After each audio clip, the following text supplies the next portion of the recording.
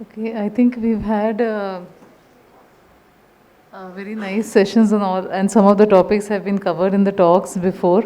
But we would just have two or three cases and have combined some of these. So I would just want to present the first case. This is a 40-year-old lady who presented with increasing pain abdomen on examination. There was this mobile mass arising from the pelvis, and she also had a history of heavy menstrual bleeding for the last 6 months.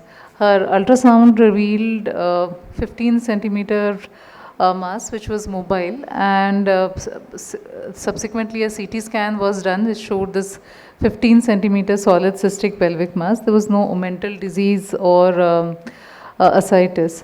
So these are the AFP values. Sorry, the serum inhibin B values have not put there. That was again around 300. So I would like to ask Dr. Pabashi and Yeah, I think Dr. Ramma is here. yeah, So, Dr. what would be your clinical impression and how do you go ahead with this case? I think clinical impression is very clear in this patient. This could be a stromal tumor of the ovary. And these are the patients where, of course, I think these have been already metastatically worked up, and it is a localized tumor that is to that of the ovary.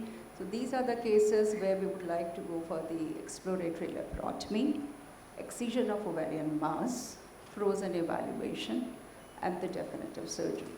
And the age of the patient is 40 years, actually. Yes, yes. So in that case, we would like to go for the complete surgery. Most of the time, the frozen just tell us that it is the stromal tumor of the uterus. And since the inhibin B is high, there is high suspicion of granulosa cell tumor in this case. What is your take on lymphadenectomy in this patient? I think I would like to go for the lymphadenectomy, but the chances of the nodal metastasis are very, very low in these patients unless there is some imaging which is showing us that the nodes are enlarged. These are the cases where we would like to take up the lymphadenectomy. And a word about fertility sparing surgery. Suppose she is 30 years. I think yes, very much in the younger patients, and I think we have all experienced that we go for the fertility preserving surgery with the complete surgical staging.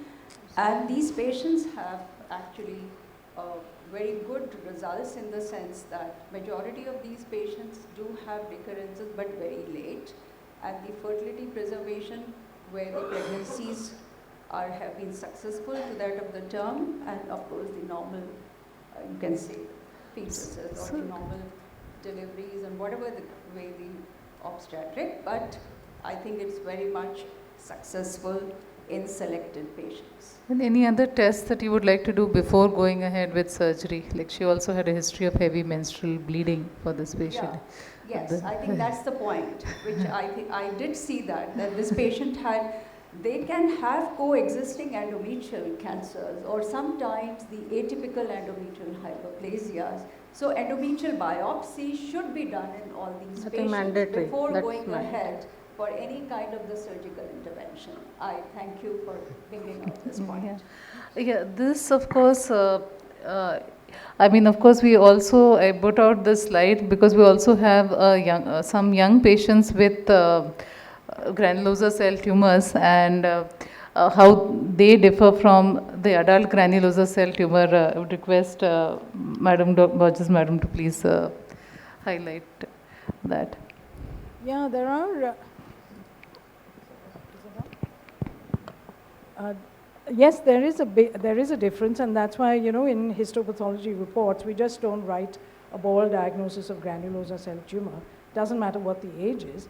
Of course, the older you are, the more likely one is to have a adult type granulosa cell tumor, and the younger you are, the more likely is one to have a juvenile variant of granulosa cell tumor, and they don't necessarily behave the same way. The adult type ones, provided they don't have too many mitoses or, you know, frank necrosis or something that indicates that this tumor is likely to behave more aggressively, is exactly like what was described now. If it is confined to the ovary, it's hardly likely to metastasize or even to have peritoneal deposits.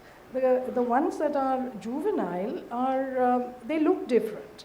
They actually have, as you can see cysts and a very edematous kind of stroma. There is some biological difference between them because they tend to, first of all, look so different that pathologists are tempted to call that tumor malignant. And the question is what kind of malignancy, and a lot of controversy exists about, is this really a carcinoma, is this a round cell tumor, is it a juvenile? But once the diagnosis has been made, I think that one can be reasonably conservative with juvenile granulosa cell tumor. That's all that I really have to say about this. Thank you. Of course, in a very unusual manner, this did turn out to be like a juvenile granulosa cell tumor, although that's more common in the younger age group. And this tumor was 15 centimeters. The capsule was intact, and the mitotic count was around, this is not 6 out of 7, it's around 6 to 7 was the mitotic count. So, of 10 hyperfields, yes. So I would like to ask Dr. Chetan regarding the role of adjuvant chemotherapy in this patient. I believe that the tumor was excised completely, Yes. and there is no residual disease. So for all practical and there is no spread to the omentum or anything. No, the so it's omentum. a stage 1 disease. There is So- no role of adjuvant therapy in this situation.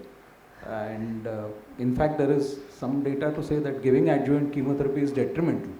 So I would definitely not offer any adjuvant chemotherapy.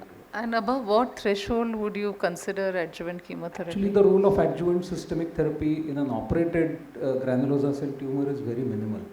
There is the meta-analysis showed that there is no benefit in stage 1, there is no benefit in stage 3. In stage 2, there is little bit benefit, but not statistically significant. So if you take it as a whole, from stage 1 to stage 3, there is no benefit. So I won't be very keen on offering any aggressive systemic therapy. Okay, so, yeah, please. So if you see very aggressive features on the histopathology, or maybe the mitotic indices are very high, so would you consider? As of now, there is really no data to support it, but if there is a guideline, I may look at it for a young lady who is, she's just 40, right? So a young lady with no comorbidities, one may think of offering some platinum-based doublet, but most of the studies and the data have shown to be of no benefit really. So, Bharat, we wanted to add, or anyone? No, I Sachin, completely agree with him, Dr. Chetan. There is no point in giving, in the absence of very high level of evidence. Those cases where we add adjuvant chemotherapy based on the grade, but not especially for the patient with the intact capsule and lower grade. These patients do recur, but very late, after 20 years. And then I would like to know, I would use all those points to avoid chemotherapy rather than giving additional toxicity. Yes, you all are completely right that for a 1A granulosa cell tumor, irrespective of the size and even the mitotic count, they may portend an aggressive, but the general guideline is for observation alone for these patients. And I think if the current guidelines as per to stage 2 to stage 4 is, they do recommend giving chemotherapy. I think stage 1C is a more of a gray zone area as to how much they would benefit, and one can consider active surveillance or chemo. And I would like to ask Sachin if he is there, for a patient who is 40, 45 years of age versus somebody who's 18 to 20 years of age, would your adjuvant chemotherapy differ? Ma'am, I would use paclitaxel carboplatin if I have to use adjuvant chemotherapy in a patient who is 40 or more than 40 rather than using a BEP. And I tend to use 1C and beyond, I tend to use adjuvant chemotherapy in granulosa cell tumors. And my inclination would be towards paclicarbo rather than a BEP regimen for a 40-year-old. I completely agree, because higher incidence of bleomycin and lung toxicity in more than 40 years of age. Okay. So, yeah, Nitin. Sorry, if I may ask. I know this is not pertinent to the cancer management per se, but the first case she presented with bleeding, heavy menstrual bleeding. So can all these things be done without controlling the bleeding first? No, I mean, of course, she didn't have that heavy bleeding, which It was required hemorrhagia, only cyclical. only cyclical. It wasn't excessive bleeding, and usually the granulosa cells, they don't, bleed torrentially, say like a GTN. So they do have, I think, more of menorrhagia, and So if I can just say, even if it's an endometrial hyperplasia, which you are not able to control by medical line, we can selectively do embolize the endometrial tissue. Because Okay. Yeah, but these would subs- respond to no, hormones. this is just I'm saying, telling across, if Yeah, it's yeah. not manageable by the conventional way. sure, thank you. And so we again had a 28-year-old lady who presents with a history of abdominal pain. She has tense ascites, she has regular menstruation. Of course, she has a daughter who is 3 years old. And the CT shows a huge abdominopelvic mass, extensive peritoneal disease, pleural effusion. CA 125 is 600, and sorry for the units, and the CEA is 1.5. And she had come with an outside cytology diagnosis of an adenocarcinoma. So, Dr. Bharat, your thoughts on that, and anyone from that side? I'll have to So, see Dr. Manu, I think, and Dr. Pabashi, any thoughts? So, a young lady came with an outside diagnosis, CA125, which is not correlating with the imaging finding. That is what now my clinical judgment. I would like to review the case with my pathologist, and I do insist on getting she has already extensive disease. So getting a tissue and getting all those markers done to clarify the diagnosis, that would be my first step. Any other tumor markers you would like to do? Yeah, for a younger lady, I would like to do all the tumor markers apart from those high Yeah, grade. just if some of our students are there in the audience, if you So all can. the germ cell markers need to be done because she's only 28 years, though the cytology is adenocarcinoma, but I think all the germ cell tumor markers need to be done. Considering she's very young age, germ cell markers and CA, since it's only normal, CA 99 and germ cell markers, and especially a tissue diagnosis, and look at the performance status also of the patient before deciding further management. So I will take this opportunity to ask Madam, although I don't have a slide, whether how many of these cytology mimics do we see? Because many a times we have patients presenting with ascites, and especially if they are not 2021 but like say 25, 28, and germ cell tumor markers are not done, and the ascitic fluid is adenocarcinoma. Sometimes they get started on paclicarbo if not properly evaluated. So, how many, is it very common to have these mimics, or? Yeah, well, it depends on the experience of the person who's actually looking at it. If you're talking about, this was on a biopsy. Right? No, this is on a cytology, that this. Cytology. Well, I think it's sometimes impossible on cytology to really tell whether something is an adenocarcinoma or it is a germ cell tumor, because they're all epithelioid looking. And unless one has a, has a practice of doing cell blocks and looking at, the histology as well as the cytology, and then the histology might give you a clue that this is, and you also have the opportunity to do immunohistochemistry on histology, which you don't have on cytology. So if the message that has to be taken is, please, if you have enough ascites, not enough to make a cell block, then please make a cell block, because it gives you additional complementary information, and that should be asked of your pathologist. It's not difficult to do it. Times. You can confuse, adenocarcinoma with that of the, because the ascitic fluid is showing adenocarcinoma with that of the germ cell tumors. Of course, that's what I told you. It's not, if it's only smears, you can do it. So all that it says, you will say, is that malignant cells are present.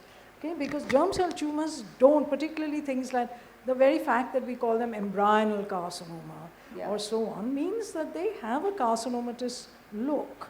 So I'm not at all surprised. But then once again with immunohistochemistry, you have to be careful, because if you just do what we normally do for carcinoma cells, and we do cytokeratin, all germ cell tumors apart from dysgerminoma are cytokeratin positive. So that also doesn't help. You have to do a whole panel and then come to the conclusion what it is. So the message is, please get a cell block preparation, gives you better histology, and most pathologists are familiar with histology, and the cytology can be very confusing. So don't, sort of get terribly surprised if something is called an adenocarcinoma and it turns out to be something else, meaning like a germ cell tumor. So the young patient, you have to be very, very, like Bharat said, you have to be a little careful about how you interpret the histology findings. And one question to a medical oncologist: if you have the reports of AFP, beta HCG, LDH high, and with a report of adenocarcinoma on cytology, so do you go So ahead with the that germ makes the cell? case very clear. We Okay. have a young Yes. lady So in with a case you don't have CA125 a is cell not block for- even, you can go ahead with. Yeah, so this is an emergency where Yeah. the germ cell tumor is the only malignancy where we take tumor marker as a surrogate for treatment. Yeah, done. So that's the message, I think. That should be If clear. it's an emergency, yes, We but don't this need a doesn't look biopsy like an always. emergency. You will have plenty of time to make a cell block and then get it. So I would still get a tissue. It's always better to have a tissue than. Yeah, that's always better. But in case, as he has told, we can go ahead with the chemotherapy, but this is only for centers where cell block is not available. Though I think maybe we can have the opinion. So normally, if it is, I think the message is clear that if it is a medical emergency, you don't wait for a biopsy report for somebody who has an AFP of 1 lakh. But say you had an AFP of more like 5,000, 6,000, then would you want to go at least take a biopsy before starting chemotherapy? So for germ cell tumor overall, both testicular and ovarian, the biopsy whenever feasible you can achieve. In males we do orchidectomy even in extensive metastatic disease to know what is whether it's a heterogeneous tumor, and this will work for the emergency patients. Definitely, as I mentioned, for a younger lady, I do insist on the histopathology when the patient is stable. But again, with the AFP of this much value, patient must be some kind of an emergency. Okay. See, in Mumbai, we can talk to the pathologist and get the report within 2 days. But in periphery, it is not always possible to get the report in 2 weeks' time. 7 to 14 days, sometime it takes for the report. So the place is also important where the patient is getting treated. In which setup you are working? Yes, and sorry. Sorry.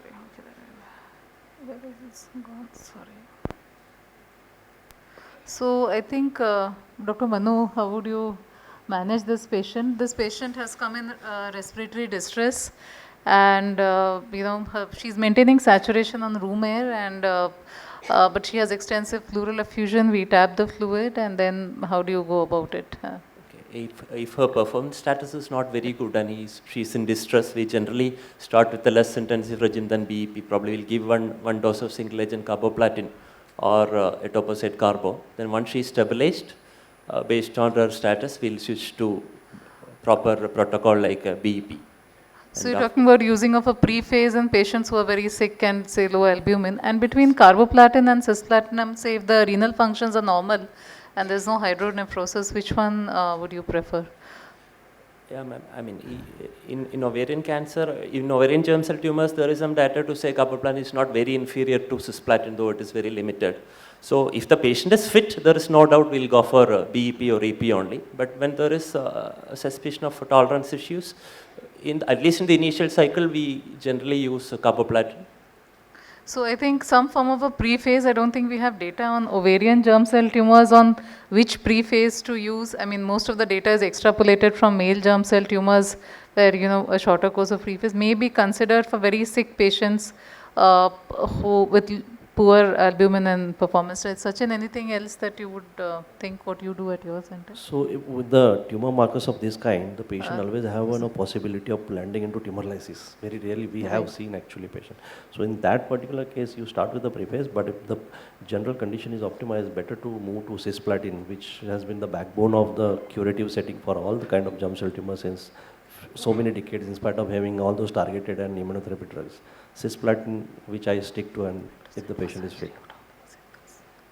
Ma'am, definitely not a full BEP in this case. Because patient is in respiratory distress, likely the PS is poor, and a full BEP has every potential to give her a lot of toxicity. So I would go with the EP and platinum being the cisplatin. Maybe initially just a 3 to 4 days. See how the patient stabilizes, and then most likely the patient will improve. And within next 2 to 3 weeks, we can start a full BEP. How many cycles would you advise pre-phase? Preface, ma'am. In this case, I would give first cycle as a 60 to 80% dose of EP only, depending upon how she is doing. And the next cycle would be then a full BEP. So after how many cycles would you, reassess her, and when do you send her for surgery? The medical oncologist and the surgeons can. Ma'am, after 4 cycles of BEP. Okay. So rather than sending to the surgeon after 4 cycles, I would like to assess the patient clinically as well as the tumor markers, because we don't have a complete picture of the histology. Sometimes your markers become normalized, and if you don't image in between, I'm not saying always CT scan, you have a growing teratoma, which actually I have seen a couple of cases. Your tumor markers are nicely normalized, and you do a CT after 4 cycles, and there is something grown up and caused hydroerotic necrosis, and that is going into the rectum, then the surgery becomes difficult. Not a common scenario, but we have seen this picture. So in between an interim imaging like a sonography also to rule out something is growing, and the markers are being normalized is very important. So Dr. you Jaya, can I suggest just, that in between the treatments we should go ahead with some kind of imaging so that we can plan our surgery earlier. Clinical examination and at least a sonography. That Yes, I yes. personally do it. Okay, okay. Pabashi, what surgery would you, if this, of course, I just come to this patient later, but if this patient with a stage 4 disease, if she has completely, tumor markers have normalized, the tumor size has reduced, effusions have resolved, then what would be your strategy? Ma'am, she's a very young lady, so a fertility preserving surgery has an advantage, is definitely a possibility, especially when we have given neoadjuvant chemotherapy. So possibly an adnexectomy and omentectomy and removal of all visible disease is what I would prefer for this lady.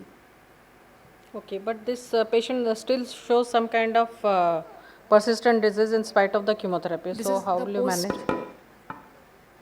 Okay, if she has persistent disease, then definitely all the visible tumor has to be removed. Beyond that, not much. Yes, yes.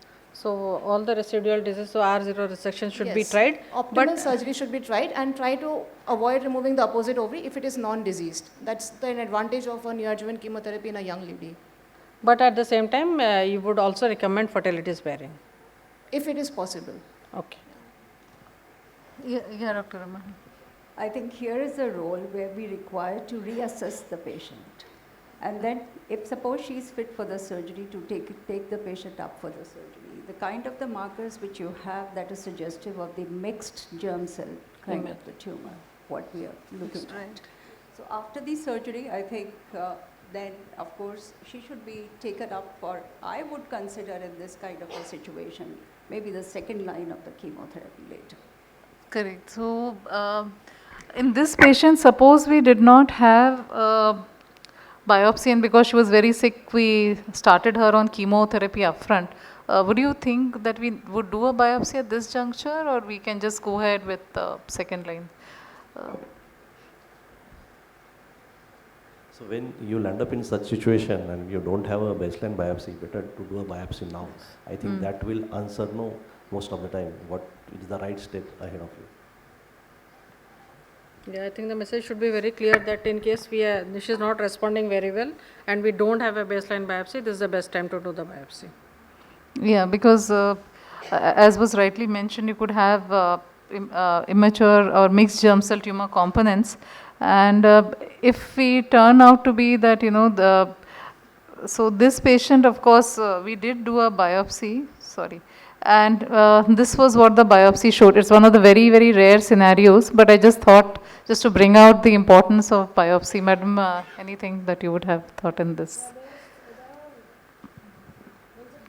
Rhabdomyosarcoma in this, I guess that is a rhabdomyosarcoma. Yes. Yes. And I can't really say what the middle thing is over there, but it's some sort of... I also forgot. It is a germ cell tumor, I guess, But I don't know, what was the final report? I can So, see madam, there was and actually there's a sarcoma there on the left-hand side, which is not a yes. rhabdomyosarcoma. There's a spindle cell sarcoma. I'm not sure what the middle thing is showing, middle Yes. panel, B. So I think this patient had actually had a somatic transformation, Yeah, and she had a transformation into a rhabdomyoblastic component. That's a very, very rare scenario. Most commonly, as was rightly mentioned, we have an immature teratoma or a growing teratoma. But because this primary chemorefractory germ cell tumor was very unusual, so therefore we thought of going ahead with a biopsy, and this is what came out. And so, Kedar, what was Just the one middle thing? question. Were you able to see? yeah, sorry, What is that?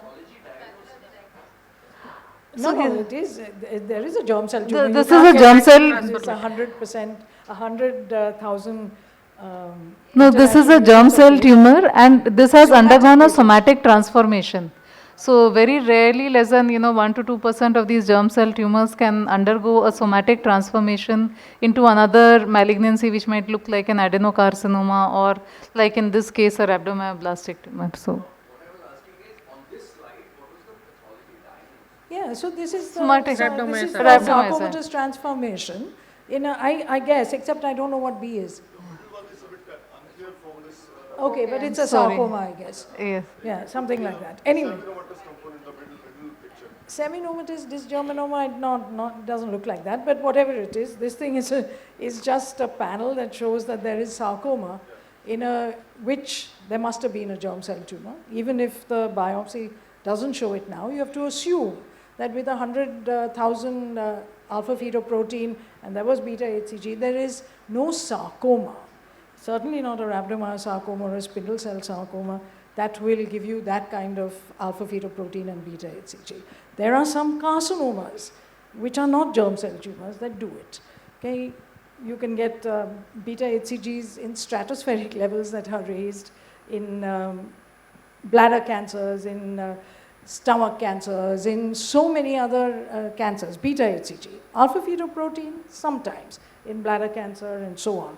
But 100,000 units of alpha fetoprotein, only a liver hepatocellular carcinoma will do it, and a germ cell tumor, nothing else. So there was a germ cell tumor, albeit that when this was biopsied, now it's a pure sarcoma. So it might have been there at the beginning, but a very small component. Now it's the rest of the tumor has all been reduced to almost nothing by chemotherapy, and the non-chemo-responsive elements are now there. Yes, so I think whenever there is chemo resistance, this is a very rare situation, but this has to be kept in mind. Yeah, I mean, just to biopsy, of course, there are no guidelines how to really manage these, and we gave a second line chemotherapy as per a germ cell tumor like tip. So, which she did have a response, but she developed pyothorax, chemo was interrupted, and then that's how she progressed again. I just have a query. This lady never had a good GC to begin with, and she didn't respond very well. I was probably thinking of only ifositoposide, which would have worked in the sarcomatous. So, Yes, there's a question about the choice of regime. That's all. Yes, and also because I agree with you, because as to whether what to use as a chemo-refractory germ cell tumor, especially if they have relapsed, and if it did come out. In this patient, of course, it was like a sarcomatous component, but AFP was still high, so that's why we chose this. But I mean, that is a point of debate. I think so. I just want to make a comment. The most common type of transformation is a cast, okay? Somatic, and particularly in ovarian tumors. It's not very common in the testes, yes, sarcoma is far more common as the somatic, sort of component of a transformation. But in the ovary, it's usually a carcinoma. The other odd things that do happen in germ cell tumors is that you may get a neuroblastoma, frank neuroblastoma that is present along with a germ cell tumor. The other thing is a hematolymphoid malignancy. For some reason, you get very high-grade hematolymphoid malignancies, mainly myeloid in type. So there are many kinds of odd somatic type malignancies that occur. In this case, it's a sarcoma. Sure. So, if there are no further questions, I think, no further, this thing will go on. I mean, that was just to highlight that somatic malignancies are quite rare. So, we quickly move on to the next case. The third case is a 22-year-old unmarried lady. She presented with a history of backache and cough, and CT scan showed extensive lung metastasis in the renal mass. So, the initial biopsy was, this is not from the same patient, but the initial biopsy gave the impression of a renal cell carcinoma. And in fact, we thought that this is palliative because she was ECOG 2 or 3. And then, our pathologist gave an ASAP call that, please relook and call this patient back. So we had our social workers calling them back, and then initial beta SAG was 200, and the repeat was was 80 lakhs. Sorry, I think this was not 80,000. So I wanted to ask both from Madam as to how common are these choriocarcinomas likely to mimic other cancers, and especially when they are at a different site. So when they bleed, we usually get this, but when they are occurring in, say, duodenum or somewhere like this patient, Very rare in the stomach also. yeah. So I already said that on cytology it's very bad. On histopathology also, there have been occasions when you're not expecting a germ cell, a gestational trophoblastic disease, that you're not going to think about it. This is true of clinical diagnosis, it's true of histopathology diagnosis as well. You see what you expect to see. And if you don't expect to see something, you have to be really alert to see it. Now, I would tell you that if the pathologist had noted that there was too much hemorrhage in this lesion, whoever, is looking at this, ordinary carcinomas do not produce hemorrhage unless for some reason, there has been some kind of intervention or some other thing.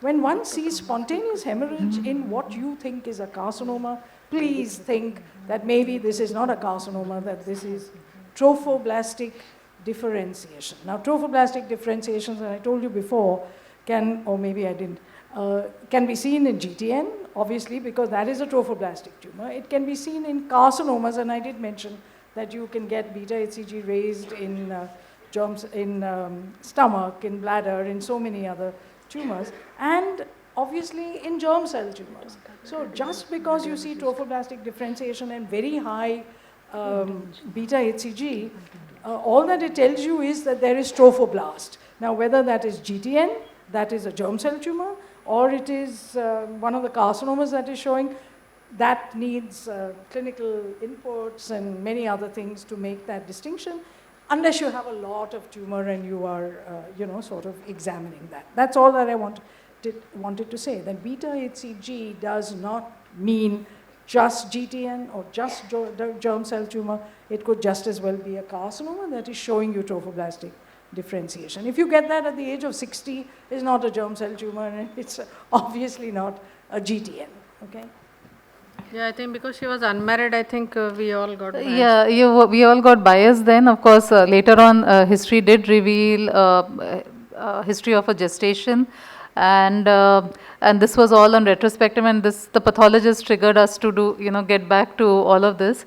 And Dr. Kinjalka, can you let us know, like, initial beta HCG, somebody did as a routine that was low, and then subsequently when we redid it, and how to interpret that. So why does this happen? Please explain. Why does this happen, and how do we prevent this? The beta HCG that we did it on our Abbott platform, and it is one of the most robust platforms for beta HCG, which is not. It does not show any kind of interference or due to any other HAMA antibodies, or there's less chances of hook effects which is observed elsewhere. So the thing is, no, this was, if you say that this, if you don't be center specific, say like, why would you get this? And if you have a strong suspicion, what will you do? With so the thing with HCG is, like, even in our center, our past experience has been with other analyzers also. Like in our peripheral centers where we don't have Abbott thing, they have often had a false low value, and which on subsequent testing or on dilution testing, serial dilutions, you tend to get a higher value. Now, what was the time frame in which you had this These kind two of were, jump? Yeah, yeah, no, this was within a week, so it is not like yeah, it was a long delay. So we had, and then once we had the pathology, we repeated that, and right, that's right, when. right, right. So the thing with HCG, the Abbott platform that it measures is like there are various forms of HCG that are there, and there is the beta component, the free beta component, the nicked beta component. Only the core fragment is not measured on the Abbott. All the other things are measured on the So it's important platform. that all the Yeah. fragments of the Yeah. total So, HCG so should be measured. it is important that you understand what is being measured actually, and because these are all immunoassays, so they are going to be exposed to the kind of interferences any other immunoassay platform is going to be exposed to. So Now, we are measuring the only the beta fraction Yeah. and not the whole. no, we are measuring the beta fraction. And the whole of the beta. No, the total beta. The total. No, it is not distinguishing the free beta from the total beta in the Abbott platform. And to add to that, we did do serial dilutions when we got a very high value, and it did add up to the 80,000 kind of value that we got. There are 2-3 things that we looked into. I mean, there are 2 angles that we looked into. One is we have seen not for beta HCG per se, but there is evidence for other hormones like prolactin and all, where you have a macro protein that is present. And we did try to understand if this high value is because of a macro kind of beta HCG that is there. We did peg precipitation, and we did find that it is not due to a macro thing. And the other thing that we introduced subsequently was the hyperglycosylated beta HCG, which we did start. Yeah. So I think the take home for madam, is that if you have a strong suspicion and your beta HCG is coming normal, please go back and ask the lab to do a serial dilution. Yeah, please. Yeah, actually, I have a patient who had a very vascular uterine mass infiltrating into the myometrium, and a beta HCG was negative. In serial dilutions, it came positive, and she was a high risk. They labeled it because we ruled out AVM malformation also by, they said it is not AVM, it is a mass infiltrating into the myometrium. Beta HCG is coming normal. In serial dilutions, it did come positive. But also after receiving Imaco, it's still normal and coming only in dilution. So we don't know what the actual level of beta HCG is. That's the platform. And how long, because commercially they're not doing it in the dilutions, or they charge for each dilution they charge. Yeah. So at some point of time at AIMS, I'm at AIMS Rishikesh, they said they couldn't do it in a month's time or 2 months' time. They had some problem with the machine. Right. So what do we do then? So I think serial dilution is actually commercially people are not willing to do it. SRL and the other labs they won't. The thing is, in our experience, what we have seen, because we have had the luxury of analyzing it on different platforms. And in one of our centers, especially in Varanasi, for example, they have a different platform for an immunoassay analyzer. And we did get a few cases where, especially with beta HCG, they had a low value, and based on the histopath, they said, no, this is not correlating with the clinical picture. They did a dilution, then they got a different value, which was not in concordance with the first value. So they sent it to our lab. We did a check. And our neat sample, without any dilution, we got a high value, and it required a further dilution because of the linearity limits of the assay. So what I want to say is, this hook effect is common because you have to understand what is happening. Like the beta HCG is an immunoassay, so an antigen-antibody reaction is going to happen, and there are going to be other kind of antibodies, HAMA antibodies, other antibodies which can potentially interfere with this assay.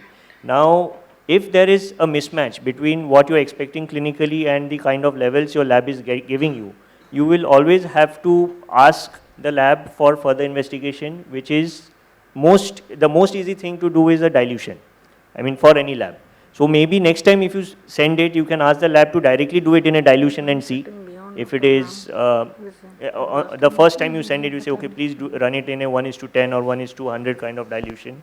Because the range, the analytical measuring range of these kind of assays are not always very narrow. I mean, you have a big range. So even in dilution, it will still be within the lower limit of detection for if it is elevated. Yeah, I think we need to give some feedback to the laboratory so that because it's so not that kind of communication will always help. And I understand the big labs or laboratory chains like SRL and all, they obviously would not like to keep on adding to the dilution. I mean, once in a while they may make an exception, but That happens once in a while. regularly it will be, because it will be a cost which is being added. So if you are suspecting a mismatch, the first time you can ask the lab, okay, please run it in a dilution itself. So at least that will probably match with your clinical expectations. So this is not a problem with just beta HCG.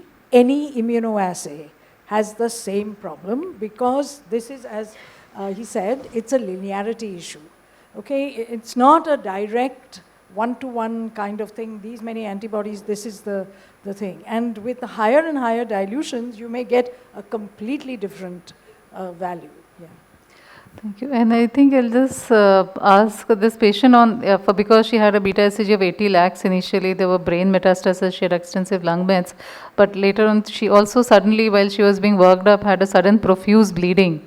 So Dr. Nitin and Dr. Ramanto, who would want to take it first, surgery, or you want to do anything else? I'll wait for the opinion of the surgeons first.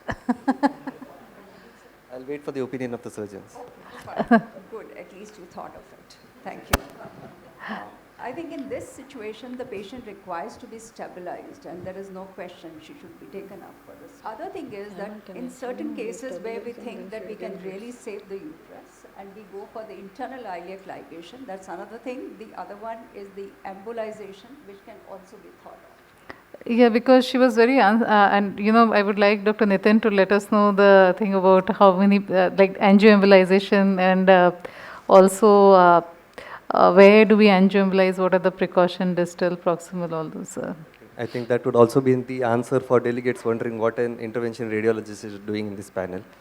Yes. So, like the Dr. Ramma mentioned, we are moving more towards organ preserving treatment as far as possible. So now one of the things perhaps you would have heard in case of fibroid or postpartum hemorrhage, what is now being done is uterine artery embolization. So what we do in uterine artery embolization is essentially we enter the internal iliac arteries. That from the femoral we take an access, we put the catheter into the internal iliac artery. It's very easy to get into the uterine artery, and we just embolize the uterine artery branches from there. Of course, we take care to see that the cervical branch and the ovarian branch are preserved, and our end point is just to reduce the vascularity. So once the vascularity is reduced, by and large the body's clotting mechanism, it would stop the bleeding, and then the patient subsequently would resume normal menses. So we do bilateral uterine artery embolization just to tide over the crisis so that the patient does not land up with life-threatening bleed. There have been concerns about the fertility rate, but like I mentioned again, we do take care to see that the uterine arteries or the collaterals that goes to the ovaries are preserved. And in our setup, I think perhaps Dr. Jaya can share her experience about the fertility.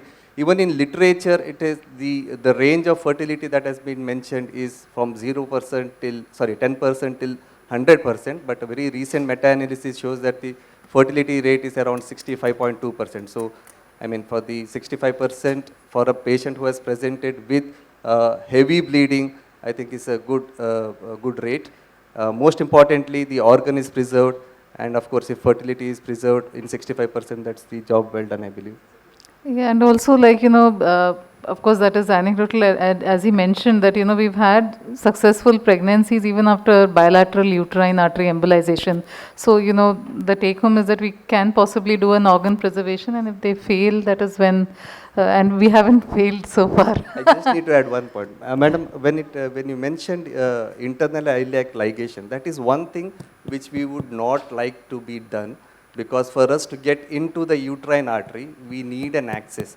So if an internal artery ligation is done, then we do not have access to do the embolization. Absolutely, I agree with you. Actually, I share my experience, I think long ago, when we used to manage these patients, young patients, or where we would like to preserve the uterus, we used to go for internal IVF. That was the only, actually, at that time, modality available for us to really save the bleeding as well as save the uterus.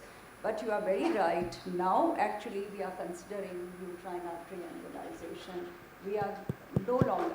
Unless we do not have any kind of such facility available, then of course, I think to say another option is that.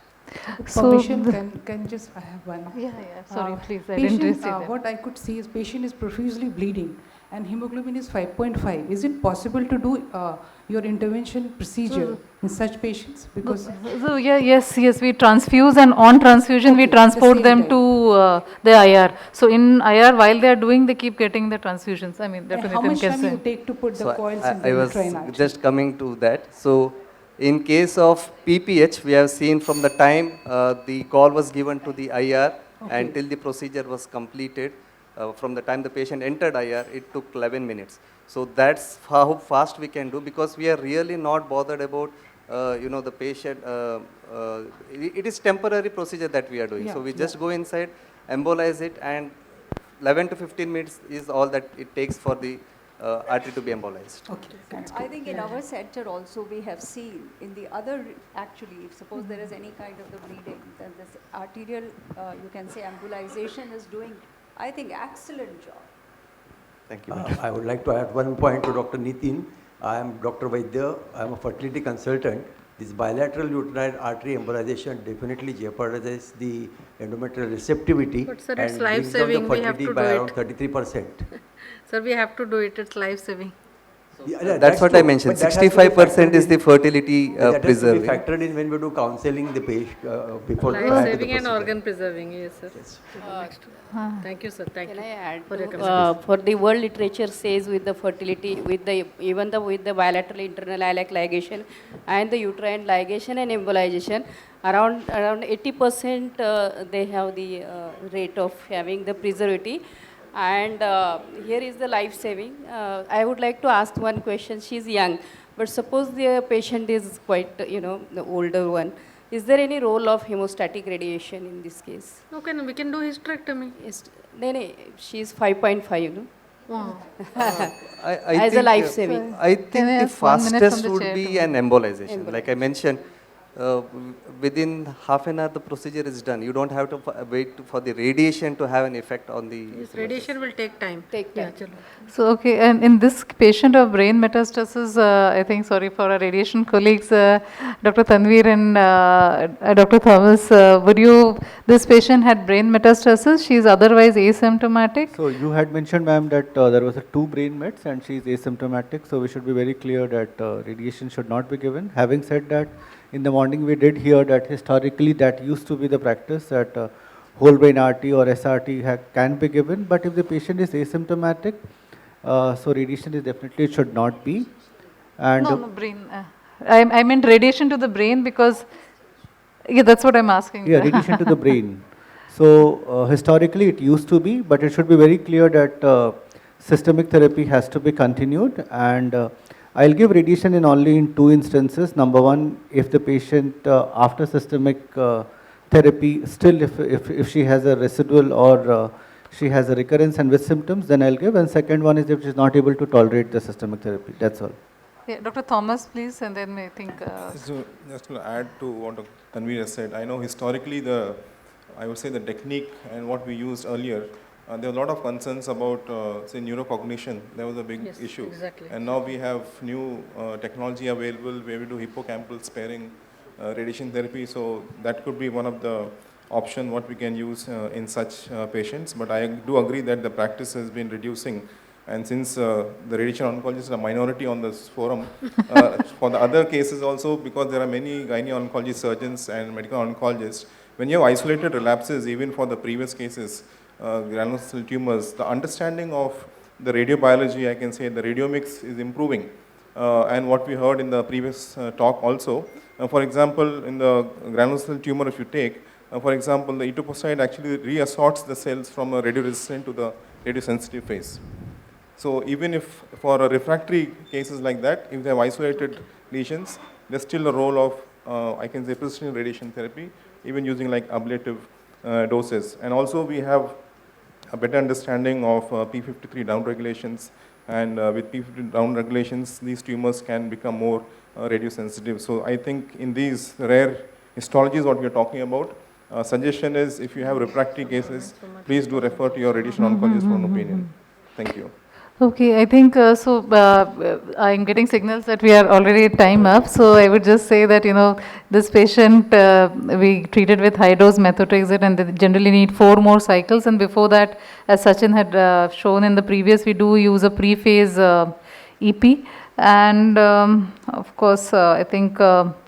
So as I think hyperglycosylated beta HCG was already discussed in the morning session, so this patient had, low levels, and one word of hyperglycosylated beta HCG from you for these patients who have, a persistent low level, and then we can ask our chairpersons any suggestions and comments from them.